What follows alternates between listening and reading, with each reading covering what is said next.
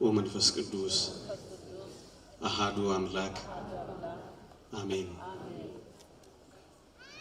በስመ አብ ወወልድ ወመንፈስ ቅዱስ አሃዱ አምላክ አሜን። በስመ አብ ወወልድ ወመንፈስ ቅዱስ አሃዱ አምላክ አሜን። ክቡራን አባቶቼ ሊቃውንተ ቤተ ክርስቲያን፣ መምህራነ ወንጌል፣ ዘማሪያን፣ የተወደዳችሁ የሰንበት ትምህርት ቤት ደቀ መዛሙርት፣ ምዕመናንና ምዕመናት እንዲሁም ውድ የሆናችሁ ሕፃናት እንደምን ሰነበታችሁ? እንደምን አላችሁ? አሜን። በቸርነቱ የጠበቀን በአጸደ መቅደሱ የሰበሰበን ስሙን እንድንጠራ ቃሉንም እንድንሰማ የረዳን የአባቶቻችን አምላክ የእኛም አምላክ ልዑል እግዚአብሔር ዘላለማዊ ስሙ የተመሰገነ ይሁን።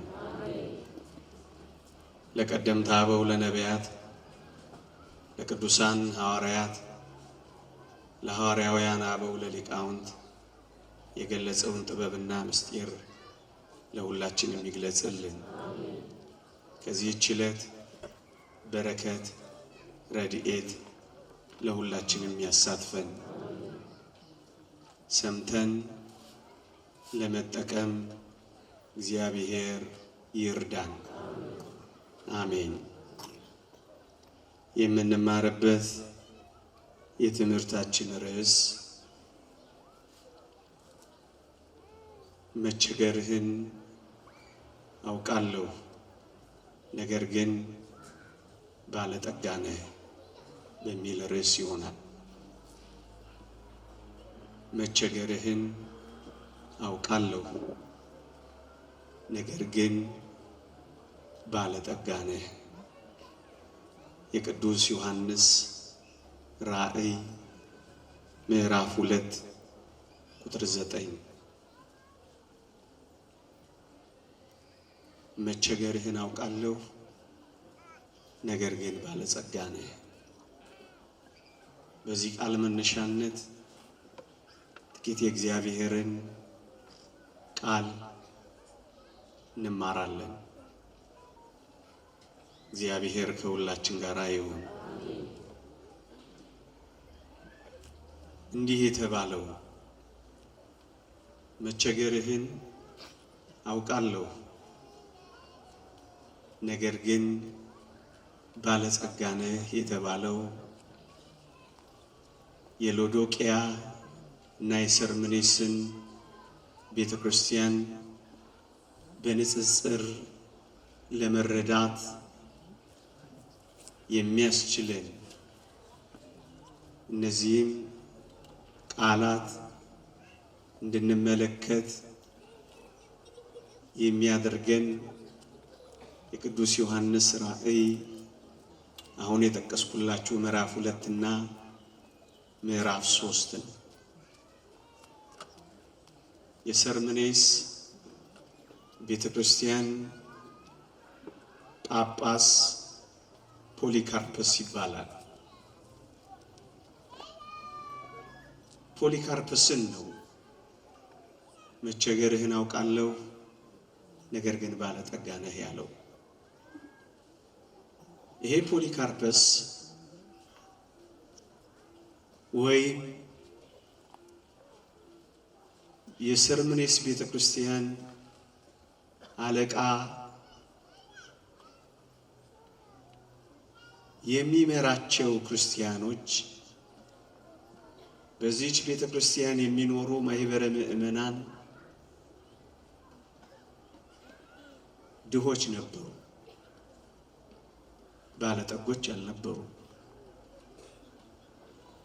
በሁለት ምክንያት ደግሞ መከራ ደርሶባቸዋል። እዩ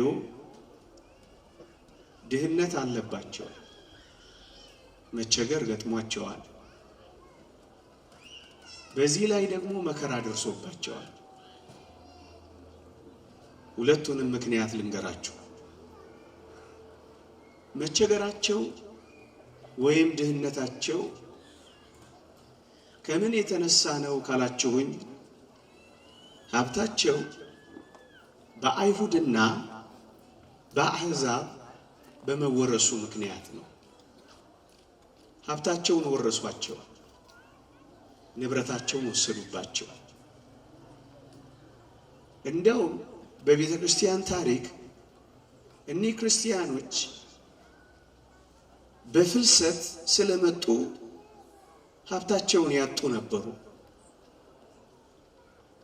ተሰደው ተፈናቅለው ስፍራ አጥተው የመጡ በመሆናቸው ሀብታቸውን፣ ንብረታቸውን፣ ጥሪታቸውን ትተው ነው የመጡት።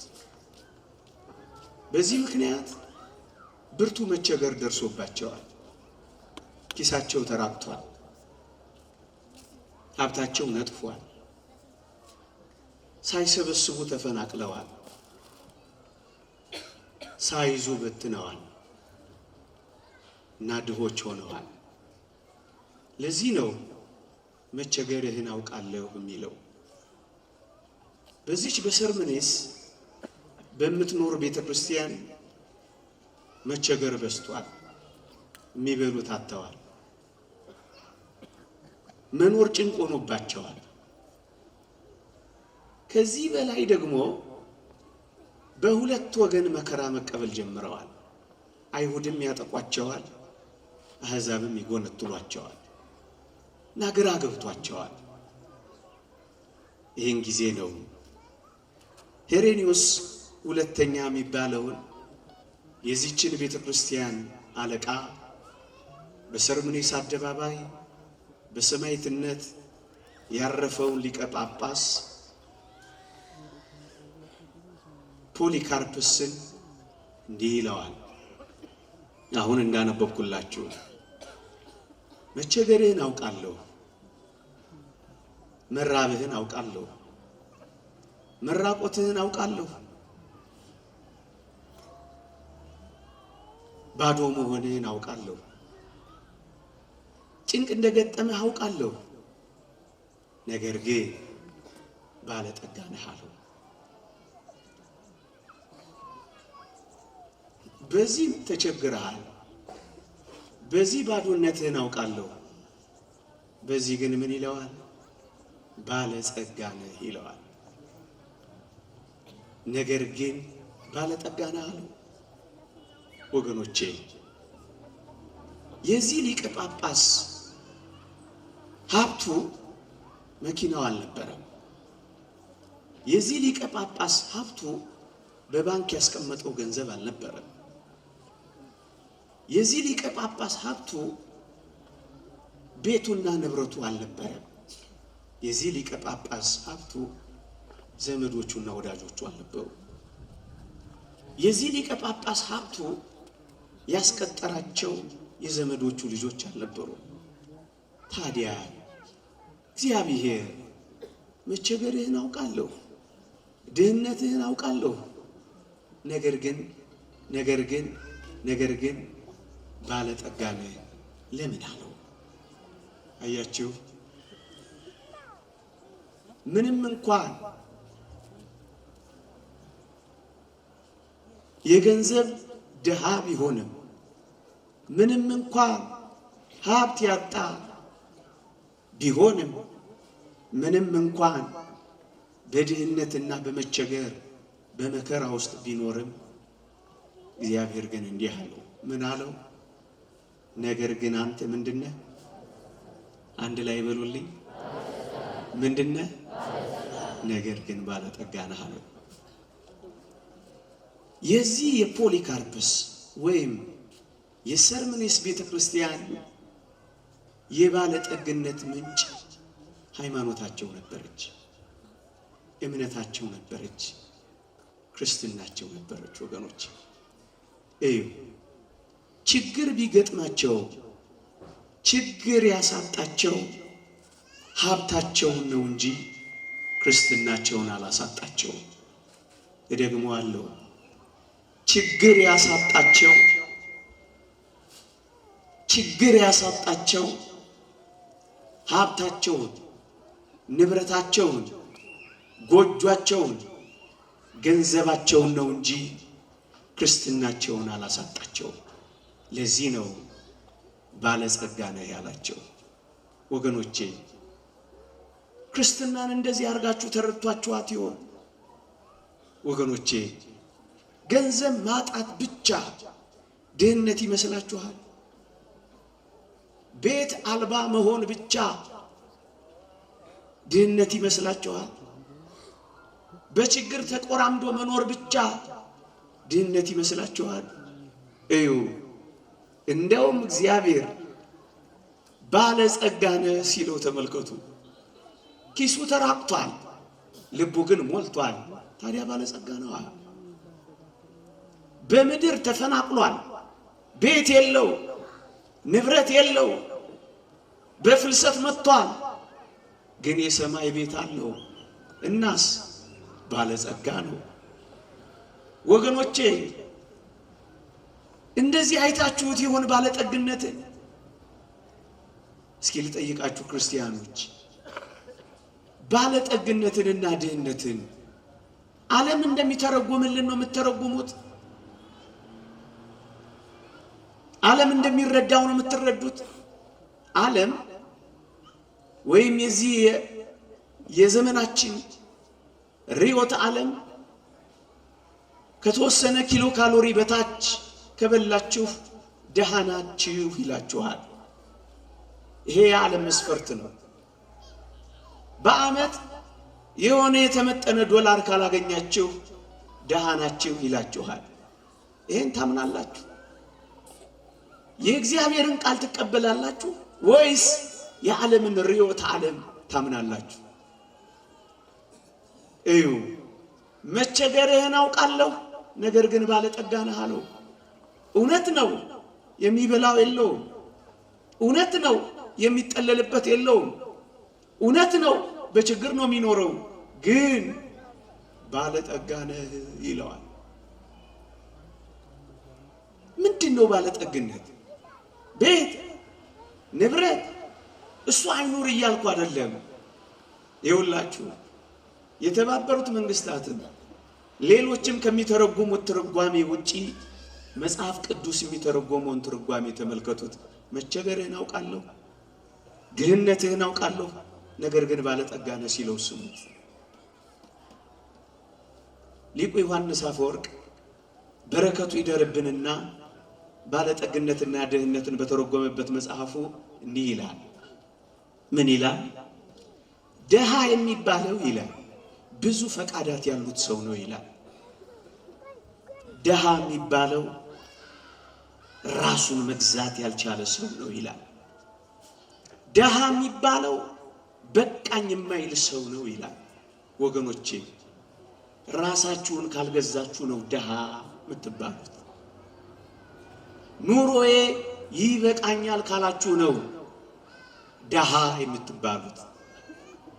ያያችሁት ሁሉ ይመረኝ ካላችሁ፣ ያለፈችውን ያገደመችውን ሚስት ለማረግ ከታገላችሁ፣ ፈቃዳችሁን ለመግዛት ካልቻላችሁ እናንተ ድሆች ናችሁ ነው የሚለው። ድሃ ማለት ብዙ ፈቃዳት ያሉት ሰው ነው። ያየው ሁሉ የሚያምረው አልጠግብ የሚለው። አዎ ሁሉ ጊዜ አዲስ የሚሆነው የሚስገበገበው፣ ቀን እየቀየረ የሚሸጠው 200 እና 300% የሚያተርፈው ምናምን እየደባለቀ የሚሸጠው ብዙ ፈቃዳት ያሉት ሰው እሱ ደሃ ነው። የማይጠርቀው አልጠግባይ የሆነው የማያካፍለው ነጣቂ የሆነው ዘራፊ የሆነው ሁሉ የኔ ባል እሱ ደሃ ነው። የሳሎንና የጓዳ ሚስት ያለው እሱ ደሃ ነው፣ ፈቃዱን የማይገዛው። ሰነድ የሚደልዘው የሚደርዘው እሱ ድሃ ነው። ቀረጥ ሳይከፍል ንብረት የሚሰበስበው እሱ ድሃ ነው። የድሃይቱን ተሟጋች የሌላትን በጥበብና በስልት በግፍ የሚነጥቀው በፍርድ ቤት የሚያዋርደው ጉቦ ከፍሎ የሚያፈናቅለው እሱ ድሃ ነው። ቪላ መሰላችሁ የባለጠግነት? መኪና ሸረር ማድረግ ይመስላችኋል ባለጠግነት? እሱ የዓለም ርዕዮተ ዓለም ነው። አዎ ማጠግቡ ከሆነ ድሆች ናችሁ። ፈቃዳችሁን መግዛት ካልቻላችሁ ድሆች ናችሁ ነው የሚለው። ብዙ ፈቃዳት ያሉት ሰው ነው ድሃ። አዎ የሕፃናትን ወተት ቀን እየቀየረ እየሸጠ የሚከብር እሱ ነው ድሃ። የሚበላና የሚጠጣ ነገርን ከባዕድ ነገር ጋር እየቀላቀለ ምናምን ህንፃ የሰራ እሱ ነው ድሃ። እጽ እያዘዋወረ ወጣቶችን የሚበዘብዝ ህይወት የሚያጠፋ ነው እሱ ነው ድሃ። ጨቅላ ሕፃናትን በገንዘቡ እያማለለ ነውር የሚሰራ እሱ ነው ድሃ። ፈቃዱን መግዛት ያልቻለ ሰው፣ በቃኝ የማይል ሰው፣ ሰብስቦ ማይጠረቃ ሰው እሱ ነው ድሃ። ባለጠጋስ? ባለጠጋማ ሃይማኖቱ የቀና ምግባሩ የጸና ትሩፋት የሚሰራ በጽድቅ የሚመላለስ ኑሮዬ ይበቃኛል የሚል ግፍ የማይሰራ እሱ ባለጠጋ ነው። ያየውን ሁሉ የኔ ነው የማይል ይድላኝ ይሙቀኝ ብሎ ግፍ የማይሰራ እሱ ባለጠጋ ነው። ያለኝ በረከቴ ነው ብሎ የሚኖር እሱ ባለጠጋ ነው።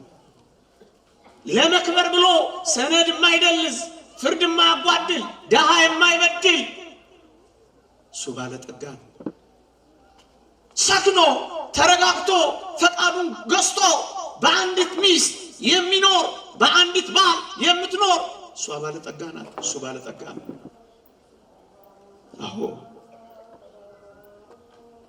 ድህነትና ባለጠግነት በልዑል እግዚአብሔር ዓይን ውስጥ እንደዚህ ነው። ለዚህ እኮ ነው ተቸግረሃል ምንም የለህም ግን እንዳትረሳ ባለጠጋ ነህ የሚለው።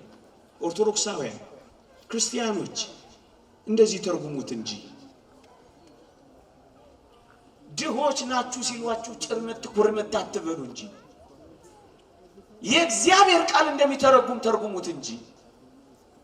ልክ ነው የምንበላው ልናጣ እንችላለን፣ ግን በእግዚአብሔር ፈቃድ የዕለት ጉርስ የዓመት ልብስ ካለን ይበቃናል ማለት ከቻል እኔና እናንተ ባለጠጎች ነን። የእግዚአብሔር ቃል እኮ ነው የሚለው። ወገኖቼ ስራ እንዳትሰሩ ላሰንፋችሁ ወይም ሌላ ሐሳብ የስንፍና ሐሳብ ልሰጣችሁ አይደለም። መቸገርህን አውቃለሁ ነገር ግን ባለጠጋ ነህ የሚለው በደንብ እዩ። የሰርምኔስ ቤተክርስቲያን ጳጳስ ችግረኛ ነው አሁን እንዳልኳችሁ፣ ግንስ ሃይማኖቱ የጸና ምግባሩ የቀና ትሩፋት የሚሰራ በመሆኑ ችግር ክርስትናውን አላስተውም። ለዚህ ነው ባለጠጋ ነህ ያለው። ወገኖቼ ችግር ጠንቋይ ቤት ያላካችሁ እናንተ ባለጠጎች ናችሁ። ችግር ሲኒ ያላስገለበጣችሁ ሞራ ያላስገለጣችሁ እናንተ ባለጠጎች ናችሁ። ችግር እርቃናችሁን አስኪዶ የሌሎች ያልሰለባችሁ በወንድሞቻችሁ ላይ ያልተነሳሳችሁ ፍርድ ያላጓደላችሁ የእህቶቻችሁን የወንድሞቻችሁን ያልዘረፋችሁ መራባችሁን በአኮቴት የተቀበላችሁ ጉቦ ያልበላችሁ ሰነድ ያልደረሳችሁ ያልሰረዛችሁ ሙዳየ ምጽዋት ያልገለበጣችሁ እናንተ ባለጠጎች ናችሁ። ለባለጠግነት ስትሉ የልጅነት ሚስታችሁን ያልፈታችሁ እናንተ ባለጠጎች ናችሁ። ገንዘብ ለማግኘት ስትሉ ሌሎች አዳራሽ እየሄዳችሁ የፋይናንስ ጥርመሳ አካውንቴ ውስጥ ብር ገባ እያላችሁ ያልተሰለፋችሁ በሃይማኖታችሁ የጸናችሁ እናንተ ባለጠጎች ናችሁ። ልክ ነው። የምትበሉት ላይኖራችሁ ይችላል። ምስጋና ግን የሁል ጊዜ ምግባችሁና መጠጣችሁ ያደረጋችሁ ቀባለ ኪዳን መሸለ ቁርባን የምትገሰግሱ እናንተ እኮ ባለጠጎች ናችሁ። አዎ መቸገርህን አውቃለሁ፣ ነገር ግን ባለጠጋ ነን የሚለው ይሄን ያለው የሰርምኔሱን ቤተክርስቲያን አለቃ ነው፣ ሊቀ ጳጳስ ነው። እሱም ፖሊካርፐስን ነው። ሌላ ሊቀ ጳጳስ ሌላ ቤተክርስቲያን ደግሞ ላሳያችሁ። እሷ ምን ትመስላችኋለች? እሷ ደግሞ የሎዶቅያ ማህበረ ምእመናን ወይም የሎዶቅያ ክርስቲያኖች ያሉባት ቤተክርስቲያን ናት። እሱን ደግሞ ምን ይለዋል መሰላችሁ? እዩ ዮሐንስ ራእይ ምዕራፍ 3 ላይ አሁን የምተርከውን ደግሞ ታሪክ ታገኛላችሁ። እሱ ደግሞ በጣም ባለጠጎች ናቸው ክርስቲያኖች። እንደው በሀብት በጣም የበለጸጉ ስለሆኑ የከፍተኛው መደብ አባላት ነበሩ ክርስቲያኖቹ። የአይን ሕክምና ቦታዎች፣ አንዳንድ አስፈላጊ ኢንዱስትሪዎች በመስፋፋታቸው ምክንያት ክርስቲያኖቹ በጣም ባለጠጎች ሆነዋል። ገንዘብ አላቸው፣ ሀብት አላቸው። ግን እግዚአብሔር ምን እንዳላቸው ስሙ። እንዲህ ይላቸዋል፣ ጎስቋላ፣ ደሃ፣ ምስኪን፣ እውር፣ የተራቆትክ መሆንህን ስለማታውቅ ይላቸዋል። በሞቴ ስሙ። እነሱ እኮ በጣም ባለጠጎች ናቸው። ግን ምን እንዳላቸው ስሙ። ጎስቋላ ይላቸዋል። ለምን እንደሆነ ታውቃላችሁ? ሀብት ስለሞላቸው እግዚአብሔርን መፈለግ ትተዋል። እግዚአብሔር የችግር ቀን ወዳጃቸው ብቻ እንጂ ክፉ ቀን ሲያልፍ እግዚአብሔርን አይፈልጉትም። ስለሞላላቸው እግዚአብሔርን የሚጠይቁት ነገር ስለሌለ እግዚአብሔርን ትተውታል። የሚጠይቁት ነገር ከሌላቸው እግዚአብሔር ጋር አይነጠፉም። በጣም ሀብታሞች ናቸው ወገኖቼ። እግዚአብሔር የችግር ቀን ወዳጅ ብቻ እኮ አይደለም። እግዚአብሔር የጉለት ቀን ብቻ አምላክ እኮ አይደለም። እግዚአብሔር የሁል ጊዜ አምላክ ነው። እዩ ሲወቅሳቸው እነሱ እኮ በጣም ባለጠጎች ናቸው። ግን ምን እንዳላቸው ታውቃላችሁ? ጎስቋላ አላቸው።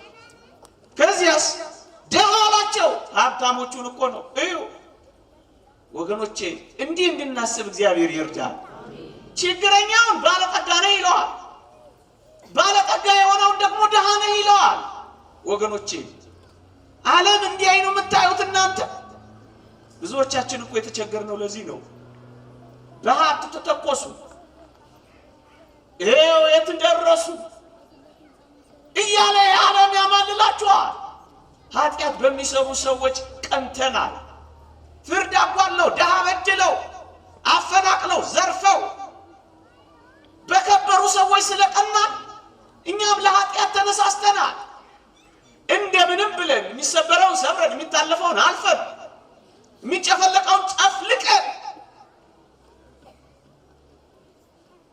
እዚያ ቦታ ለመድረስ መከራ እንበላለን። የእግዚአብሔርን እይታ ግን ተመልከቱት ምዕመናን። በጣም ባለጸጎች ናቸው፣ ግን ድሆች አላቸው። አዎ ለምን መሰላችሁ? ጉስቁልና የሰውነት መጎዳት ነው። እነሱ በሰውነታቸው ፋፍተዋል፣ አምረዋል፣ ደምቀዋል፣ ተውበዋል። ግን ምን አላቸው? ጎስቁላችኋል አላቸው። ምክንያት ነፍሳቸው ጎስቅላለቻ። ስለ እግዚአብሔርን አትጠራማ፣ እግዚአብሔርን አታውቀውማ። ነፍሳቸው ተጎድቷል። እናስ ጎስቋሎች አላቸው። ከመንፈሳዊ ጸጋዎች አንዱን እንኳን አላገኙም። መብላት፣ መጠጣት፣ መዝናናት ብቻ ነው ሕይወታቸው። እንብላ፣ እንጠጣ፣ እንዝናና ነው ወሬያቸው። ስለዚህ ከጸጋ እግዚአብሔር ስለተራቆቱ ጎስቋሎች አላቸው። ጉስቁልና ማለት ይሄ ነው። የነፍስ መጎሳቆል ነው ጉስቁልና። ስጋህማ ሊከሳ፣ ስጋህማ ሊጠቁር፣ ማዲያትማ ልታወጣ፣ ጉልበትማ ብርክ ብርክ ሊል ይችላል። እሱን መጎዳት ብለህ ታስበዋለህ? እውነተኛው ጉዳትማ ይሄ ነው፣ የነፍስ ጉዳት። ምስኪን ሆነዋል አለው። ወገኖቼ ጎስቋላ ድሃ ብቻ አይደለም ምስኪን አለው። ምን ማለት ነው? የማህበራዊ ደረጃ መውደቅን ነው የሚያመለክተው ምስኪንነት። እነሱ እኮ ሰው የሚከባቸው ናቸው። ግን ምን አላቸው? ምስኪን ሆናችኋል አላቸው። ከማህበረ ቅዱሳን ከቅዱሳን ህብረት ተለይተሃል አለው። ወገኖቼ ሰው ላይኖረን ይችላል፣ አጃቢ ላይኖረን ይችላል። ድል የነሱ የበኩራት ማህበር ከኛ ጋር እስካሉ ድረስ ባለጠጎች እኮ ነን ወገኖቼ። ጎስቋላ ምስኪን ድሃ ብቻ አይደለም፣ እጅግ በሐር ልብስ የተሞሉ እኮ ናቸው። ግን ምን ይላቸዋል? የተራቆትክ ነህ ይላቸዋል። አየህ፣ መልበስና ማማር አይደለም በእግዚአብሔር ፊት መራቆትና አለመራቆት። የነፍስ ራቁትነት ከጸጋ እግዚአብሔር መለየት፣ እሱ ነው እውነተኛ ራቁትነት። በጣም ባለጠጎች ናቸው፣ የልብስ ሳጥናቸው የሞላላቸው ናቸው። ግን ምን አላቸው? የተራቆትክም ናቸው አላቸው። ሎዶቅያና ሰልምኔስን ተመልከቷል። አንዱ ችግረኛ ነው፣ በእግዚአብሔር ፊት ግን ባለጠጋ ነው። እናንተ ምእመናን ኦርቶዶክሳውያን በሃይማኖት ከጸናችሁ፣ በምግባር ካሸበረቃችሁ፣ በትሩፋት ከኖራችሁ፣ በአምልኮተ እግዚአብሔር ከበረታችሁ፣ እመኑኝ፣ የእግዚአብሔርን ቃል እመኑ፣ ባለጸጎች ናችሁ። ለምን ጭርምት ቁርምት ተስፋ እንደሌለው ሰዎች ታስባላችሁ? ምንም እንደሌላችሁ ራሳችሁን እየቆጠራችሁ ባዶ ነኝ ለምን ትላላችሁ? የእግዚአብሔር ቃል የሚላችሁን ስሙ። ጨዋ ከሆናችሁ፣ አመስጋኞች ከሆናችሁ፣ መራገም ካቆማችሁ፣ ማጉረምረም ካቆማችሁ፣ ፍርድ የምታደላድሉ፣ ደሃ የምትረዱ፣ ንጽህና የምትጠብቁ ከሆናችሁ፣ አዎ መቸገርህን አውቃለሁ ነገር ግን ባለጠጋ ነህ ይላል። አውቀዋለሁ፣ ከእኔ ፊት የተሰወረ ምንም ነገር የለም፣ መቸገርህን አውቀዋለሁ። ወገኖቼ የዚህ ዘመን ችግራችሁን እግዚአብሔር የማያውቀው እንዳይመስላችሁ። መራባችሁን እግዚአብሔር ያውቀዋል። አውቀዋለሁ። ለዚህ እኮ ነው እኔ መጀመሪያና መጨረሻ ነኝ፣ ከእኔ የሚሰወር ነገር የለም ብሎ ነው የጀመረው። ያውቀዋል። መራብህን፣ መጠማትህን ያውቀዋል። መቸገርህን ያውቀዋል። ቤት ንብረት አልባ መሆንህን ያውቀዋል። ለነገ ዋስትና የሌለ እንደሆነ ያውቀዋል። ሆድ ላስብሳችሁ አይደለም ይሄንም ነግራችሁ። ይሄን በመናገር የምናገኘው አንድ ጥቅም ቢኖር ምዕመናንን ማጽናናት ብቻ። ዓለም እንደሚላችሁ እንዳትሰሙ። ዓለም እኮ የምትለው ብዙ ነው ወገኖቼ። የዓለምን እይታ አታውቁ።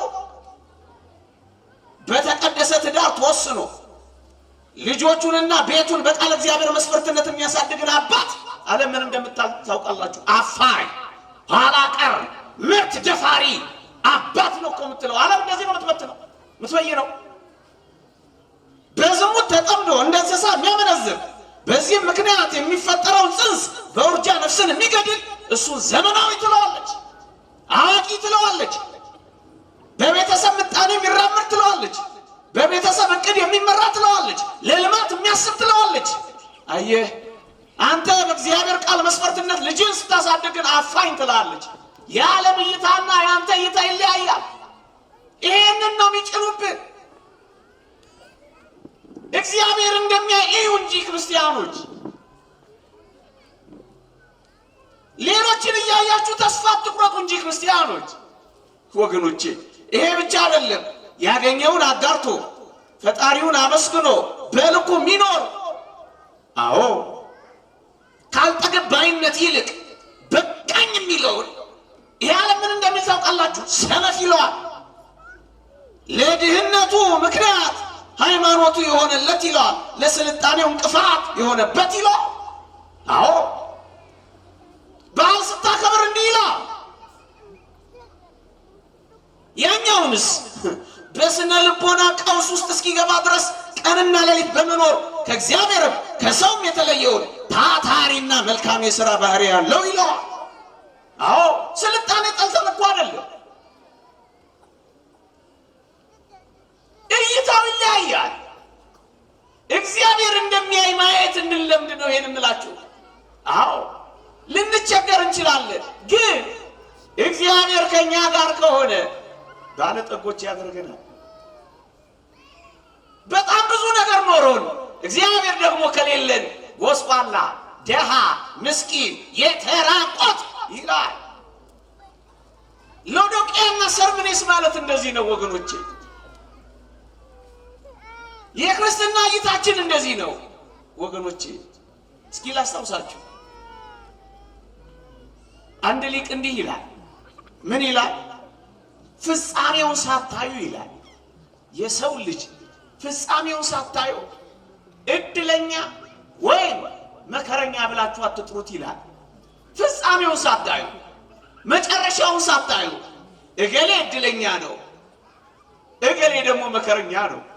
ፍጻሜውን ሳታዩ እገሌ ባለጠጋ ነው፣ እገሌ ደሃ ነው እንዳትሉ። ፍጻሜውን ሳታዩ ውይ ታድሎ ውይ ጉዱ እንዳትሉ። ፍጻሜው ምንድነው ወገኖቼ? ወጣቶች ነገራችሁን ሁሉ ከፍጻሜው ጀምራችሁ አስቡ። ይሄ ዓለም አሁን የምንኖረው ኑሮ ፍጻሜው አይደለም ወገኖቼ። እንኳን ፍጻሜው ጅማሬውም እንኳን አይደለም ወገኖቼ። ከፍጻሜው ጀምራችሁ አስቡ። ይሄ ዓለም ፍጻሜ አይደለም። ታዲያ የትኛው ነው ፍጻሜ ካላችሁ ወይ የሚመጣው ዓለም ነው ፍጻሜ። ለዚህ ነው ይሄ ሊቅ ከፍጻሜው ሳታዩ ባለጠጋ ነው ደሃ ነው እንዳትሉ፣ ፍጻሜው ሳታዩ እድለኛ ነው መከረኛ ነው እንዳትሉ፣ ፍጻሜው ሳታዩ የከበረ ነው የተዋረደ ነው እንዳትሉ። ይሄ ፍጻሜ ምንድነው? የዘላለም ቤት ነው። በማይቆጠረው ዘመንና ዘመናት የማይለኩበት የሚመጣው ሕይወት ነው። ዋናው የክርስትና ጉዳያችን ለሚመጣው ዘመን መዘጋጃችን ከሆነ ወገኖቼ ክርስቲያኖች የሚመጣውን የፍጻሜ ዘመን ሳታዩ ባለጠጋ ነው ደሃ ነው ብላችሁ አትፍረዱ። አሁን ፍርድ የለም። የባለጠግነትና የድህነት፣ የክብርና የመዋረድ፣ የማግኘትና የማጣት፣ የእድለኝነትና የመከረኛነት ፍጻሜው የሚረጋገጠው በዘላለም መንግስት በመንግስተ ሰማያት ነው። አሁን መስሏችሁ ተስፋ እንዳትቆርጡ እንዳትታነቁ፣ በቃ እንዳትሉ፣ ፍጻሜውን ሳታዩ ባለጸጋ ነው ደሃ ነው እንዳትሉ። ላስጎብኛችሁ፣ ፍጻሜውን ላሳያችሁ። በዚህ በሉቃስ ወንጌል ምዕራፍ 16 ላይ ሁለት ሰዎች ታገኛላችሁ።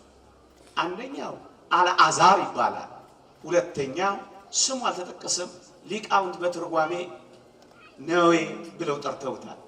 እዩ፣ እኒህ ሁለት ሰዎች በምድር ላይ ሲኖሩ አልዓዛር እጅግ በጣም የድህነት ኑሮ ነው የኖረው። ያኛው ሰው ደግሞ እጅግ በጣም የምቾትና የቅምጥልነት ህይወት ነው የኖረው። ምን ሆነ መሰላችሁ? ሁለቱም ሞቱ። ከዛ እንዲህ ይላል፣ ስሙ በሞት የእግዚአብሔርን ቃል ስለ አልዓዛር ሲናገር አልዓዛርም ሞተ፣ መላእክትም በአብርሃም እቅፍ ወሰዱት ይልልሃል።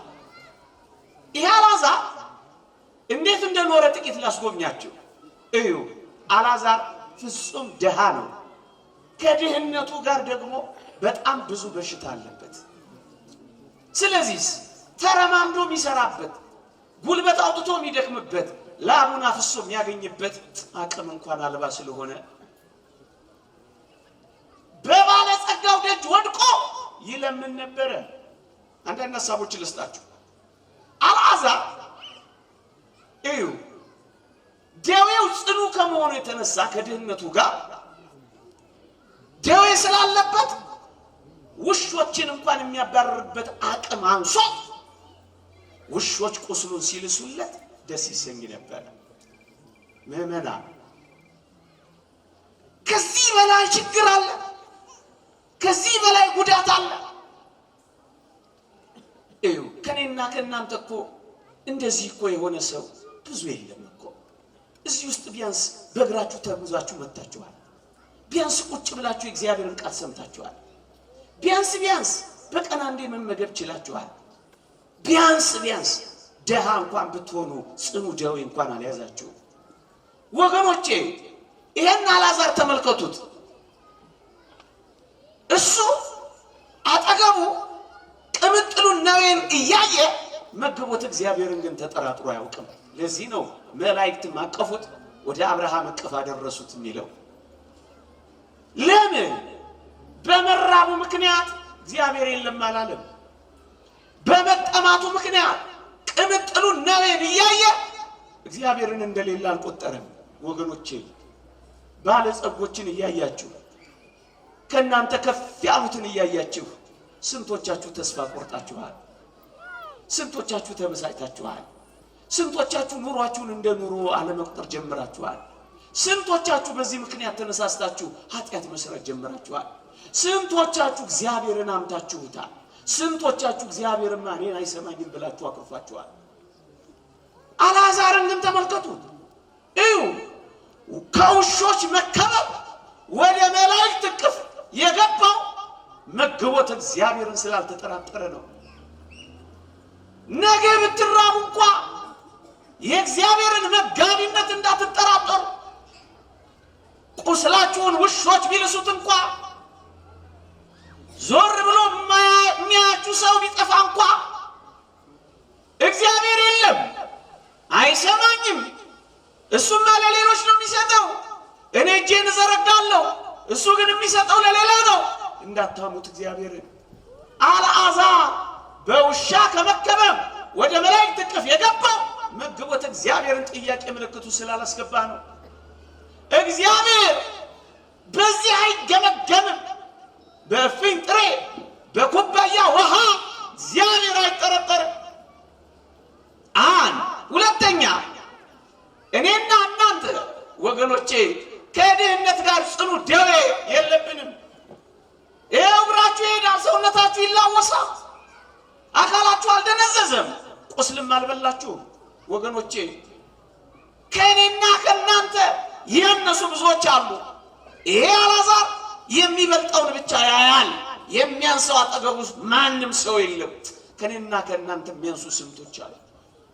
እንዲህ መተንፈስ ያልቻሉ ስንቶች አሉ። በዚህ ቅጽበት ኦክሲጅን ላይ የተቀመጡ ስንቶች አሉ። እንኳን አይደለም ምግብ መብላት በጥጥ የሚወስዱ እኮ ህሙማን አሉ። ከእኔና ከእናንተ ያነሱ ቤታቸውን ከፍቶ የሚያቆርባቸው ያጡ አሉ፣ የሚናፍቁ አሉ። የሚያገላብጣቸው አጥቶ አንሶላ የተጣበቀባቸው እኮ አሉ። እኛ መኪና ስለሌለን ይሆናል የከፋ እግር ያጡ አሉ፣ ጫማ ያጡ አሉ። አልዓዛርን ተመልከቱት። እንዲህ ያለው በሽታ ከድህነት ጋር ቢወርድበትም አያችሁ እግዚአብሔርን አላጉረመረመበትም። ለዚህ እኮ ነው በውሻ ከመከበብ ወደ መላእክት እቅፍ የገባው። ከዚያስ ወደ አብርሃም እቅፍ ደግሞ ገብቶ መኖር የጀመረው።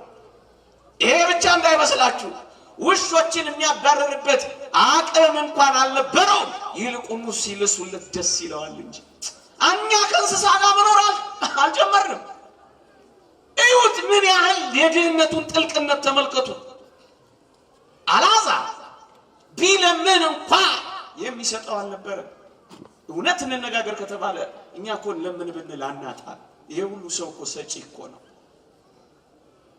ለምንን አናጣ፣ ጉርሻ አናጣ፣ መሶቡን የሚከፍትልን አናጣ። ይሄን ምስኪን ሰው ግን ተመልከቱት። ከማጀቱ ሊከፍትለት ከማዱ ሊያካፍለው የቻለ ማንም የለም። አንጀቱን አስሮ ነው የኖረው። እዩ በመለመኑ በመቸገሩም ግን ባለማጉረምረሙ በድህነቱ ምክንያት ብቻ የገባ እንዳይመስላችሁ። ድህነቱ እግዚአብሔርን አላስተወው። ችግሩ መንፈሳዊነቱን አልለወጠው፣ ወደ ማጉረምረም አላመጣውም። ለዚህ ነው ወደ አብርሃም እቅፍ ተሸጋገረ የሚለው። አየህ ችግር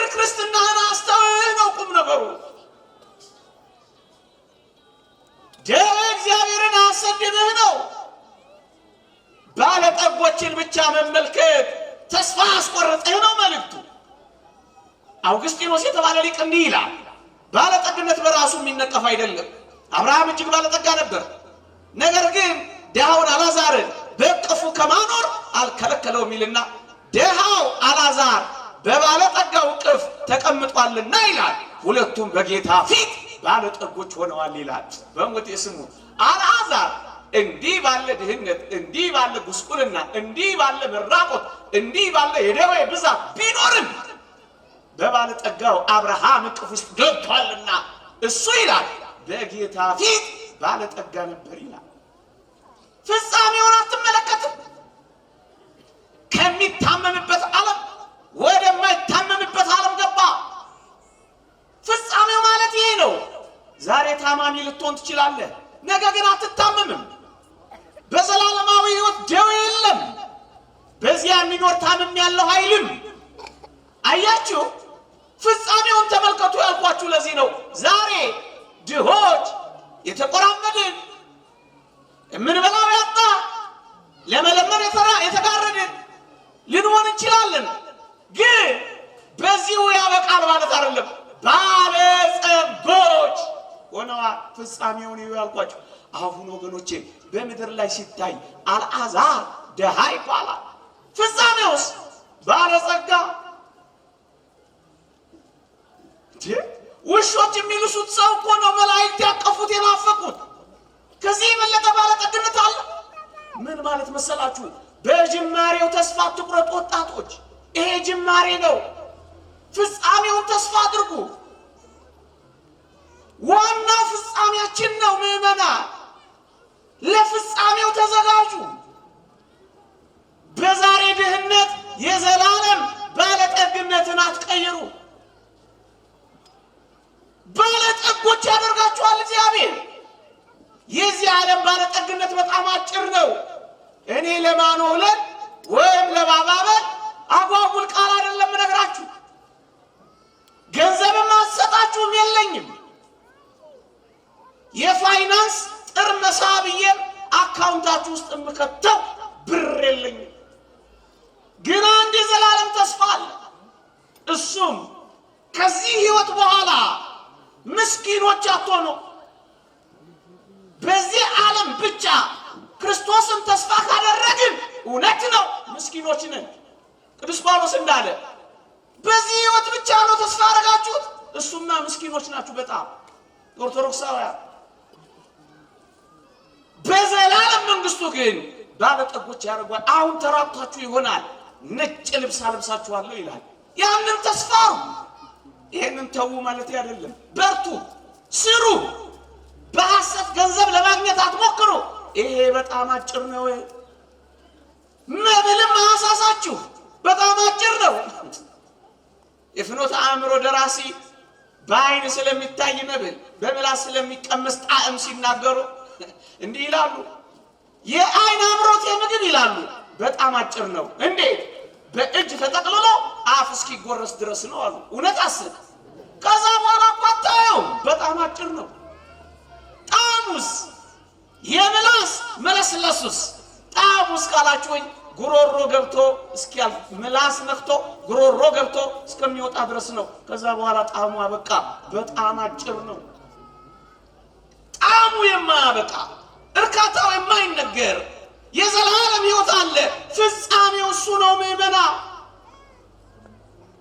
ጅማሬ ታናሽ ቢሆንም ፍጻሜ እጅግ ይበዛል። ይሄ ተስፋ ነው ያለን ወገኖቼ። ይሄ ተስፋ ፍጻሜውን ከማየት የሚመጣ ተስፋ ነው። በፍጻሜያችን ላይ ነፍሳችንን ከማሳረፍ የሚመጣ ተስፋ ነው። አልዓዛርን ድሃውን አሳየዋችሁ አይደል?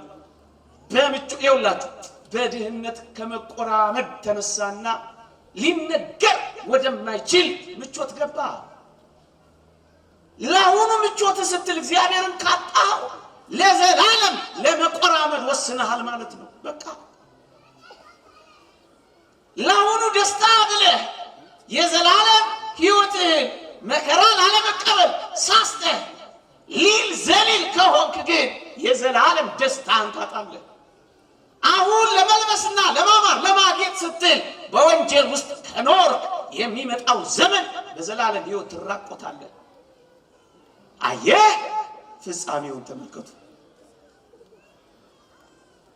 ባለጸጋውን ስላስጎብኛችሁ ባለጸጋውን ላስጎብኛችሁ አለ። ፍጻሜያቸውን ነው እኮ ማሳያችሁ። አልዓዛር በምድር እንዲህ ቢኖርም ፍጻሜው ግን ባለጠጋ ሆኖ ጨርሶታል። ወገኖቼ ይሄ ዓለም አደራችሁን፣ ዓለም የሚነግራችሁ ነገር ተስፋ እንዳያስቆርጣችሁ ነው። መቸገራችሁን አውቃለሁ፣ ነገር ግን ባለጠጋ ናችሁ ማለት እኮ ነው። ሃይማኖት ካለ፣ ምግባር ካለ፣ ክርስትና ካለ፣ መንፈሳዊነት ካለ አንተ ባለጠጋ ነው። ቅዱስ ጳውሎስ እንዳለው ድሆች ስንሆን ብዙዎችን ባለጠጋ እናደርጋለን አለ። ግንስ ባለጠጋ የማድረግ ጸጋ አለው። ይሄ ይገባችኋል ክርስቲያኖች? በምን ቋንቋ እንግለጸው? ይሄን ካልኖርንበት ስለማናውቀው እንዲሁን ተርከው እንጂ እንደሱ ነው የሆነው። ባለጸጋውን ነው ግን ላሳያችሁ። ይኸውላችሁ ባለጸግነት አሁን እዚህ ውስጥ እንኳን ብትኖሩ አደራ እንዳታኮርፉ። ይሄንን የምትሰሙም ሰዎች ቅር እንዳይላችሁ። ባለጠግነት የሚነቀፍ አይደለም። ቅድም እንዳልኳችሁ በፍጹም አይነቀፍም፣ በፍጹም አይነቀፍም። አብርሃም ባለጠጋ ነበር፣ ኢዮብ ባለጠጋ ነበር። አይነቀፍም ባለጠግነት። ስሩ፣ በርቱ፣ ውጡ፣ ውረዱ፣ በላባችሁ አፍሩ፣ ግፍ ሳትሰሩ አግኙ፣ ፍርድ ሳታጓድሉ፣ ደሃ ሳትበድሉ ሙሉ። ይሄ ግዴታችን። ጥረ ግረ ብላ፣ ይሄ ትእዛዛችን። ነገር ግን ይሄንን ባለጸጋ ላስጎብኛችሁ በሞቴ አልዓዛር አጠገቡ ወድቆ አንድ ቀን እንኳን አላየው። አባ ከና አላለው፣ ጩኸቱን አልሰማው፣ ከነመኖሩ ማያውቀው። አቤት አፍንጫችን ስር ሆኖ ስንት ጽድቅ አመለጠን። ወገኖቼ ክርስቶስን ማግኘት ትፈልጋላችሁ? እንግዲህ ያውስ ልንገራችሁ፣ ክርስቶስ በሁለት መንገድ ይገኛል። አንደኛ በድሃ ውስጥ ክርስቶስ ይገኛል። ሁለተኛ በእንግዳ ሰው ውስጥ ክርስቶስ ይገኛል። ክርስቶስን ከፈለጋችሁት እዛ ጋር ወድቆላችኋል። አዎ እርቃኑን ወድቆላችኋል፣ አልብሱት። ክርስቶስን ማግኘት ትፈልጋላችሁ? አዎ ቁራሽ ዳቦ አጥቶ እዛ ጋር ወድቆላችኋል፣ ክርስቶስን አጉርሱት። አዎ ክርስቶስን ማግኘት ትፈልጋላችሁ? በሻንጣ ከሞላው በቁም ሳጥን ከተጨናነቀው መኪናችሁን ካለበሰው ቀነስ አድርጉና ውርጭ የሚወርድበትን ቁር የሚወርድበትን እሱን ክርስቶስን እዛ ወድቋል፣ አልብሱት። አዎ ክርስቶስ ስንት ጊዜ ከሰርጋችን ተባረረ። ድሆች በተባረሩ ቁጥር እኮ ክርስቶስ ይባረራል። ይሄን ታውቃላችሁ? ፀሐይ ላይ በቀጠቀጣችሁት ቁጥር ክርስቶስን ፀሐይ ላይ እያሰጣችሁት እንደሆነ ታውቃላችሁ?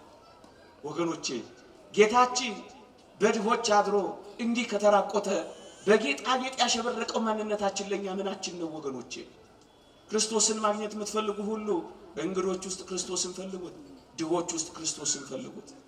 አዎ ወንጌልን መኖር ክርስትናን መተግበር ከፈለጋችሁ እዛ ሜዳ ላይ የወደቁትን በእነሱ ውስጥ አምላካችሁን አግኙት። እዚያ ወድቋል፣ አግኙት። ድግሶቻችሁ ላይ ብድራት የሚከፍሉ የሌላቸውን በማሰብ ክርስቶስን አግኙት። በድሃ ወይም በእንግዳ ሰው ክርስቶስን እንኳን ደህና መጣ በሉት። ወገኖቼ አሁን ክርስትናን መኖር የምትፈልጉ ሁሉ ድር ባደራው የሰርቪስ ቤታችሁ፣ ማንም በማይኖርበት ቤታችሁ ውስጥ ደሃ አስጠልሉበት። እንዲህ ባለው የአብይ ጾማችን ቁርሳችሁን የማትበሉበት ምሳችሁን የምትተዉት ለድሆች ካልሆነ ታዲያ ምን ጾም ነው? ወገኖቼ ክርስትና ማለት እኮ ይሄ ክርስቶስን ማብረስ፣ ክርስቶስን ማልበስ፣ ክርስቶስን መጎብኘት ነው። ለዚህ እኮ ነው ብራ ብጠማ ብታረዝ እንግዳ በሆነ ያለው። ሌላ ይመስላችኋል? ወንጌልን መኖር ከፈለጋችሁ እቺ ኑሩ። እውነት ነው የሚፈናቀል በስቷል፣ በጣም የሚራብ በስቷል፣ በጣም የሚጠማ በስቷል። በጣም የሚጨነቅ በስቷል። ክርስቶሳውያን መሆን ከፈለግ አንዳንድ ደሃ ቢያንስ ይኑረን።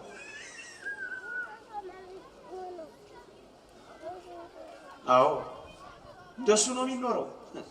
እዚህ እስጢፋኖስ የዛሬ ጥቂት ዓመት የሆነውን አልሰማችሁ? አንድ ተጋባዥ አጥማቂ ነበር አሉ። እኔ ኤፍኤም ሬዲዮ ላይ ነው የሰማሁት።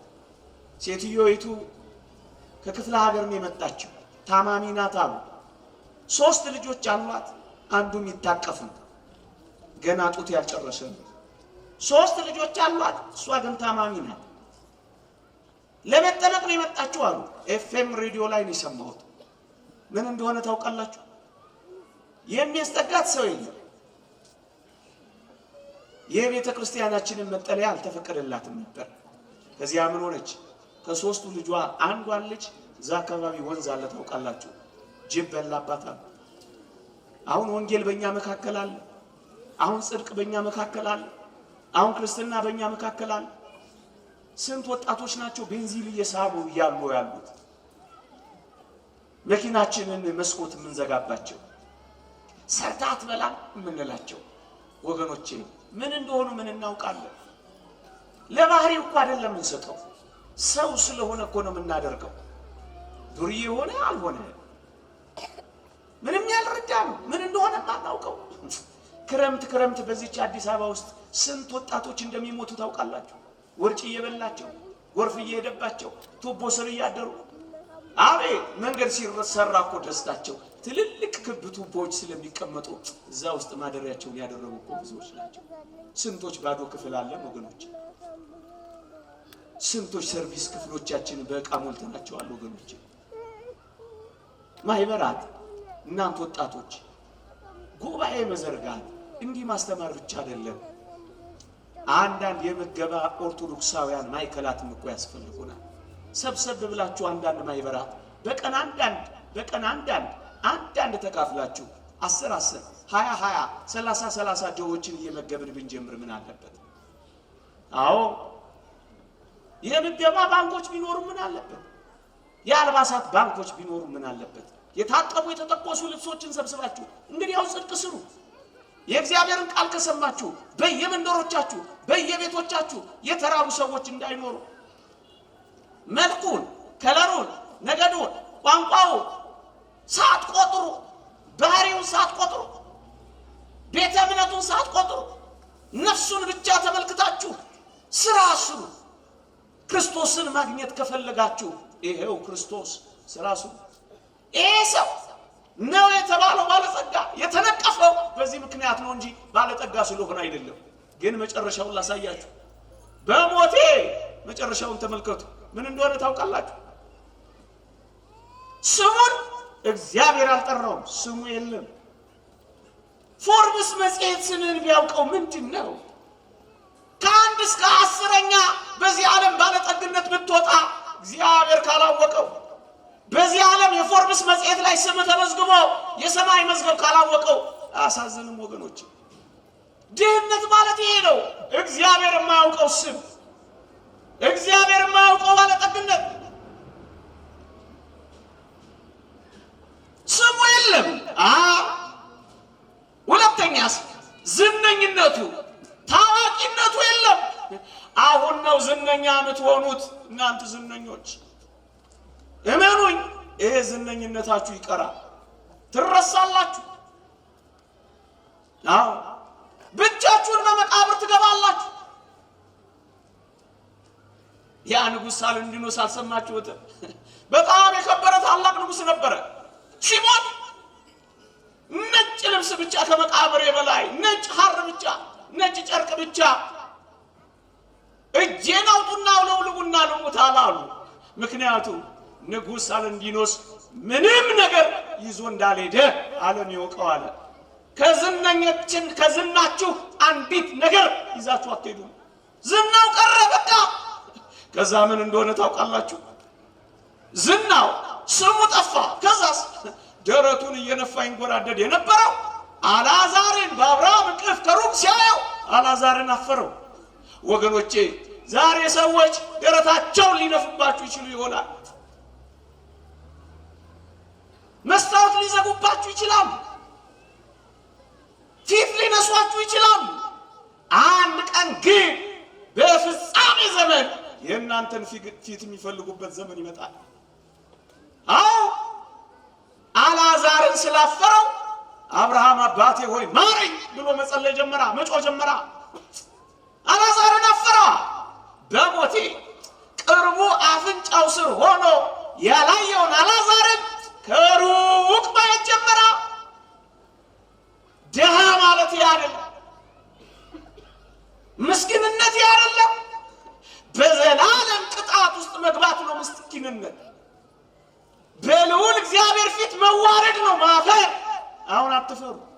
ሃይማኖት ካላችሁ አትፈሩ። ምግባር ካላችሁ አትፈሩ። ጽድቅ የምትሰሩ አትፈሩ። አትሸማቀቁ። ጭርምት ኩርምት አትበሉ። ይኸው ማፈር። ደጁ ወድቆ ያላየውን በአብርሃም እቅፍ አየው። ፍጻሜ ማለት እኮ ይሄ ነው። በምድር የናቀውን አልዓዛርን በአብርሃም እቅፍ ሲያየው ናፈቀው። ምን እንዳለ ታውቃላችሁ? አባቴ አብርሃም ሆይ አልዓዛርን ስደድልኝ፣ የጣቱን ጫፍ ውሃ አስነክቶ ምላሴን እንዲያበርድልኝ አይለው መሰላችሁ? የምትናፈቅበት ያንተ ጸሎት፣ ያንተ ምልጃ፣ ያንተ በረከት የሚናፈቅበት ዘመን ይመጣል። ኤልያስ እኮ ምንም ያልነበረው ባህታዊ ነው። ምንም ያልነበረው ባህታዊ እኮ ነው። መናኝ እኮ ነው። ያቺ ሴት ግን አስታውሷል። ስጪኝ አላት። እኔና ልጄ ጎርሰ ነው የምንሞት። ጥቂት ዱቄት ውስጥ ጥቂት ዱቄት፣ ጥቂት ዘይት ለአንድ ጊዜ የሚሆን ያለኝ አለችው። እሱን ለውሰኝ ስጪኝ አላት። ከማሰሮ ጥቂት ዘይት፣ ከማድጋው ጥቂት ዱቄት ብቻ የቀራት ያቺ ሴት ኤልያስ ሲለምናት ሰጠችው። ድሃ ያረጋት ይመስላችኋል? ጠብቁ በሞቴ መጨረሻው ፍጻሜውን ይሁ። ለጊዜው ሞቷን መረጠችና ኤልያስን ለማቆየት ሰጠችው። ኤልያስ ጾም የታጠቀ በበረሃ ሚኖር መናኝ ነው። ግድ ገዶት ምግብ ሰስቶ አይደለም። ፍጻሜዋን ሊባርክላት ፈልጎ ነው ወገኖቼ። ፍጻሜያችሁን ይሁ ወገኖቼ። ከፍጻሜው ጀምራችሁ አስቡ። አሁን አስደንግጣችሁ፣ አሁን መቸገራችሁ፣ አሁን መራቆታችሁ፣ አሁን ስራ ማጣታችሁ፣ አሁን መፈናቀላችሁ፣ ይህን እያሰባችሁ አደራችሁን ችግር ክርስትናን እንዳያስተዋችሁ፣ ችግር ሃይማኖታችሁን እንዳያስጥላችሁ፣ ችግር መንፈሳዊነታችሁ እንዳይለውጣችሁ፣ ችግር ተሳዳቢዎች እንዳያረጋችሁ፣ ችግር ወጥላፎች እንዳያረጋችሁ፣ ችግር ኩስኪስ አውላቂዎች እንዳያረጋችሁ፣ ችግር ጠንቋይ ቤት ተጓዦች እንዳያረጋችሁ፣ ችግር ሟርተኞች እንዳያረጋችሁ፣ እንዳይለውጥ ክርስትናችሁን እንዳያሳጣው። ይሄ ነው መልእክቱ። ያኛው ባለጠጋ ሆነ፣ ይሄ የዘላለም ድሃ ሆነ። ከዚህ ቀን በላይ ክፉ ቀን አለ። ክፉ ቀናችሁ አሁን ይመስላችኋል? ክፉ ቀናችሁ በክርስቶስ ፊት የምትቆሙበት ነው። ክፉ ከሆናችሁ ክፉ ቀናችሁ በክርስቶስ ፊት የምትቆሙ። አሁን ክፉ ቀን ብላችሁ እንደ ክርስቲያን የምር መንፈሳውያን ሆናችሁ ከኖራችሁ ይሄ ክፉ ቀናችሁ አይደለም። ክፉ ቀን ያትበሉ። ክፉ ቀንማ ገና ይመጣል። እናንተ አስጨናቂዎች ሆይ ክፉ ቀናችሁ ገና አለ። እናንተ ምስኪኖች እግዚአብሔርን የምትፈሩ ጽድቅን የምትሰሩ ደግ ቀናችሁ ቀና ይመጣል። ባለጠጋ ደሃ አሁን አትባባሉ። እድለኛ መከረኛ አሁን አትባባሉ። ፍጻሜውን ሳታዩ አሁን አትፍረዱ። እኔን የሚፈርድ ግን ጌታ ነው ይላል ቅዱስ ጳውሎስ በቆሮንቶስ መልእክቱ ምዕራፍ 4 ላይ። ቀኑ ሳይደርስ ጊዜው ሳይደርስ እንዳትፈርዱ። በደለኛ ጻድቅ፣ ባለጸጋ ደሃ፣ የከበረ የተዋረደ፣ ያገኘ ያጣ አሁን እንዳትባባሉ። እይታችሁን ቀይሩ። ለዛ ነው ይህን ርዕስ የመረጥኩት። ዓለም እንደሚላችሁ እንዳታዩ፣ በዓለም ማያና መስኮት እንዳትረዱ። እሱን ለመንገድ ነው። አንድ ታሪክ ብቻ ነግሬያችሁ ላቅ። ሰዓት አስመሽቻለሁ ይመስለኛል። አንድ ታሪክ ብቻ ልናገር። አንዲት መጽሐፍ ውስጥ ነው ታሪኩን ያገኘሁት። እውነተኛ ታሪክ ነው። በአንድ ሸለቆ ውስጥ ከከተማ ወጣ ባለ ሸለቆ ውስጥ አንድ በጣም የከበረ ባለጠጋና አንድ ባህታዊ ይኖሩ ነበር። ሲና ምትል አያሌው ዘኢየሱስ የጻፋት መጽሐፍት ላይ ነው ታሪኳን ያገኘሁት። ልብ በሉ። ከከተማ ወጥቶ የሰው ትንፋሽ አስጠልቶት ግርግር ጠልቶ ወጣ ባለች ነፋሻማ አየር ባለች አንድ ሸለቆ ውስጥ ቆንጆ ቤት ሰርቶ የሚኖር አንድ ባለጠጋ ሰው ነበር። እዚያው አጠገብ ደግሞ ጸጥታውን መርጦ የአራዊትን ድምፅ እየሰማ በተጋድሎ የሚኖር አንድ ባህታዊ ነበር። ያኛው በጣም በኩፈሳ በኩራትና በምጽድቅና የሚኖር ዳ የሚበድል ፍርድ የሚያጓድል ባለጸጋ ነበር። ማይጎበኝ ኩሩ ትዕቢተኛ ነበር። ከዕለታት አንድ ቀን አንድ እግዚአብሔር ሰው በዛ ሸለቆ መሃል ያልፋል። ስሙኝ በሞቴ በሸለቆ መሃል ሲያልፍ አንድ ትንቢት ይናገራል። ምን ብሎ ተናገረ? በዚህ ሸለቆ ውስጥ ያለው ባለጸጋ ዛሬ ይሞታል ብሎ ጮክ ብሎ ተናገረ።